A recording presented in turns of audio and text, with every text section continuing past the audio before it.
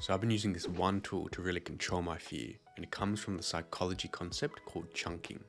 And that's when you see, your phone number or a credit card, the bigger number is split into groups of 3 or groups of 4, so smaller numbers, because it's actually easier to remember 3 numbers compared to actually remembering 9 or 12 numbers. Same thing with fear.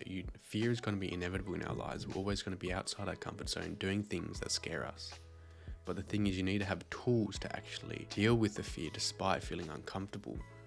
So that's where chunking comes in. You can break the fear or the action that you're scared of doing down into smaller tasks. Smaller tasks are more manageable and they're easy to get through. And it's like pushing a boulder up a hill, right?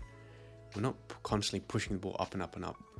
What you really are trying to get to is just pushing the boulder up enough so then eventually it starts rolling down the hill, because once you start going and you've beaten the procrastination, you've gotten over that, and you start going and doing these tasks, you're in the flow state. And when you're in the flow state, you're not thinking about fear, you're just doing the action. So that's where we want to get into by using this tool of chunking. So the fear I'm talking about isn't during life or death situations. This is fear when we're outside our comfort zone, where our current identity is conflicting with our future identity, that we want to bring into reality right now.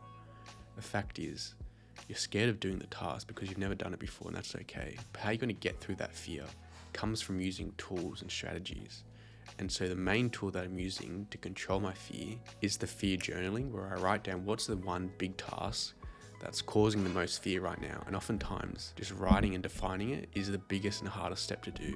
Once you get over that, it becomes super easy, because then you can just figure out what are the 5 smaller steps I can take to actually complete this task. And then once you figure that out, you just complete those 5 tasks. You've got the ball rolling and you're in motion. And then when an object's in motion, it'll stay in motion, right? So for example, filming this YouTube video, it's pretty daunting talking to this camera and filming a video. But if I break the process down, I started with turning on the lights, turning on the camera, turning on the microphone, pressing the record button, and then just start talking to the camera. If I just focused on filming a video, I wouldn't have got started. The thing is, you need to break that bigger, scarier task down into smaller steps that you can accomplish. And the reason that we're writing this down rather than thinking about it in our head is because if you think about how you actually think, you don't think in full sentences from start to end, you kind of think in loops. Whereas if you write things down, you write things down from start to end. So you really get the whole process written down rather than constantly thinking in loops within your mind. So if you write down what you're scared of and you write down the 5 smaller steps that you can take to complete that task, and then you go through and you do those smaller steps, eventually you're going to have actually completed the task, the thing that scared you. And so the fear is never going to go away. But the fact is, knowing that the fear is not going to go away, you need to understand that you need tools to deal with the fear. If you're someone that's growth oriented and wants to improve constantly, you're constantly going to be outside your comfort zone, which is going to create fear. So you need to have tools to deal with that fear, and that's where this tool comes in.